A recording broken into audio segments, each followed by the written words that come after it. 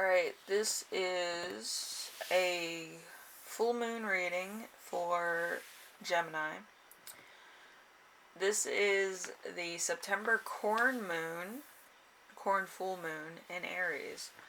It's exciting, it's ambitious, it talks about cycles, pioneer spirits, and stuff. To awaken your inner warrior, which is a lot of fun. If you don't know what that is, there's a lot of innuendo there.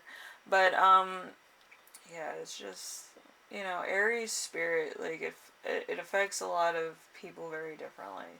So, hopefully, it's for the right reasons, not for the wrong reasons, okay? So, naturally, with the pioneer spirit, I do extra things. With some of the other signs, I do extra things as well.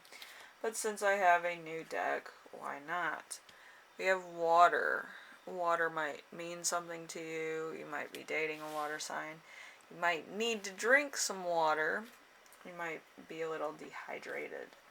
Or you might actually need to go to the ocean like I do. Just for chakra release or for grounding. Some people need grounding from different elements. But anyway, hopefully it's just, you need to change the scenery as well. But let's get into the reading with your first corn question, which is, what is the goal of this cycle? Your goal of this cycle. We have the Six of Fire. Six of Fire is Six of Wands. So it's, I'm trying to keep it in frame. So Six of Wands is the accomplishments of goals, maybe some victory, recognition, public reward.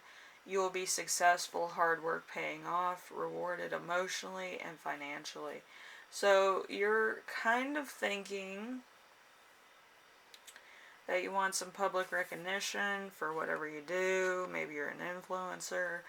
Maybe you play video games online. Maybe you do what I do online, which is look at my fingers, twiddle my thumbs, entertain people. That's what I do on my other channel. But anyway, so there is a lot going on here. Maybe it's your first time trying to accomplish something that is close to your heart. Maybe you did something nice for somebody. Maybe you're one of those feel-good channels, or maybe you're one of those feel-good people. Some Geminis are. Not any that I've met, but I've met some Geminis that are kind of, they're more advisable. They're not ones that seek attention, Some do, some don't, but my friends, they don't. They're kind of ones that they'll get famous by accident type of people, They don't really seek attention. They get it because, they're one of these people that don't believe that they deserve it. But anyway, so number 2 on our corn questions, we have, what must you leave behind? What must you leave behind is going to be the Ten of Earth. Ten of Pentacles. The Ten of Pentacles is large sums of money, extra money, and help that will help future generations, family business, legacy, family of your own, cultivation, inheritance, or tradition. So you might have to leave behind other goals in order to get what you want. Maybe you're one of these people that everything comes very easily to you, but you've never really had to, do your own thing in order to get recognition. So it's a different basis altogether. It's a different playing field. So, best of luck with that. It's a really hard cycle to do that, especially in Aries. You had to start from a new moon and work your way up to a full moon. So, if you weren't working on it before, I don't think a full moon's a good time to start, because Full moons come with their own set of obstacles. A new moon, it's kind of clear sailing until it gets to the halfway point of a cycle, and then you kind of have to work a little bit harder gradually. So it's better to start with a new moon if you're doing self-recognition type things. It'll take longer, but you'll get there eventually. Anyway, so number 3 of our corn questions. How can you release your inner warrior? Probably very carefully. So we have the Six of Water, the Six of Cups, in reverse. So the past repeating itself, bad memories, moving forward, something of the past fading away, leaving home, independence, leaving the past behind. So there's something here that you need to leave behind. You need to move forward. You can't be holding on to things from childhood. So some people are tied to the roots, especially if you have a 4th house with Jupiter, Saturn in it. You're tied to your roots. You can never leave. Like it's like having hometown syndrome. So yeah, with Jupiter in the 4th house, you have to stay where you're at in order to achieve great things. Usually it's tied to your roots, so you constantly feel a need to stay there or be there or whatever. So that could be what it's talking about. But for others of you, you're tied to something that you believe is going to work.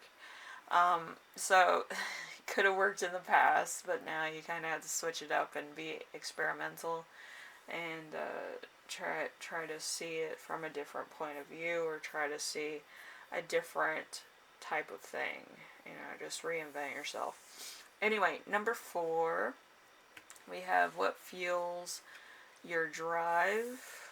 We have the Page of Water, the Page of Cups.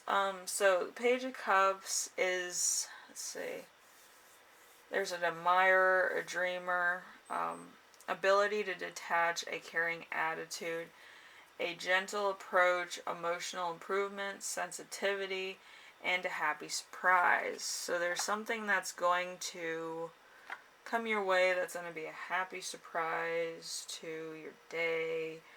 Maybe it comes from somebody that you like, maybe it's a celebrity, maybe it's another influencer that you've been friends with for a while, and they recognize you exist, or it's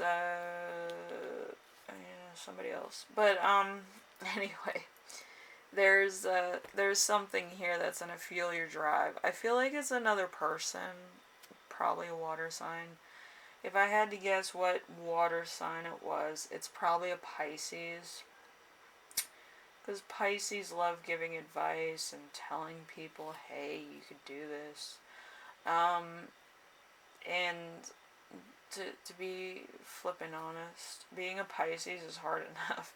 When somebody doesn't give you recognition that you deserve, we kind of get pissed off and then we let it go the next day. But yeah, being a Pisces is hard. Our end game is not something that we intentionally expected, but it's alright. I'm an Aries Pisces, so I'm pulled in 2 different directions. I'm pulled in, I need to go to sleep, and the Aries version of that, which is I'm too energetic to sleep. I'm on 10 cups of coffee. So you're somewhere in the middle of, proceeding forward and doing that. But the thing about Geminis is that you constantly need somebody to say, hey, you can do this. And it's not your inner voice. It has to be a person. You had to stop doing that. You had to stop having your friends be cheerleaders for you. Because even if you fail, they're going to still be there. And you need to stop having that safety net. You have to do some things on your own. and not tell anybody about it until you're successful, rich, and you can move away from them. But anyway, depending on how you see this, it's gonna take a while, because you're starting from the highest point in the cycle, a full moon. A full moon, what you have right now is probably a full amount of something. If you start from a full cycle, like a full moon, it's gonna eventually deteriorate away what you already built, what you already have, until you're at ground zero, which would be a new moon, or, rock bottom for real, which would be kind of a scorpion moon, usually, because it would be the complete opposite of your sign, which I think it's Scorpio, I'm pretty sure it is. But it has to be in a different element, so it could also be a fire sign. But, yeah, your rock bottom is very different from other people. If you want to know what rock bottom is, you look at where your Pluto's placed and where Lilith is placed above that. If there's any houses in between, if the stars align and a planet's in houses that are in between those two houses of your Pluto and Lilith, you will be doomed on a particular day, time, and fixture. You'll wake up groggy, basically, and then everything will go wrong. But yeah, I've I've done those types of readings for people, so I know. But yeah, astrology is fascinating. But just remember, start on a new moon so that you can gain the experience, knowledge, and things you need. Don't start from a full moon, because you'll start like losing things, losing your sanity, and making horrible mistakes that could have been avoided otherwise. Okay, so that's just my expert opinion. I've been reading astrology for a while, so just start from a new moon and then work your way up to a full moon. Anyway, I will see you in the next reading. Hopefully this helps you out in some way, shape, or form. And I love going on tangents, you know me. Anyway, I will see you then. Alright, laters.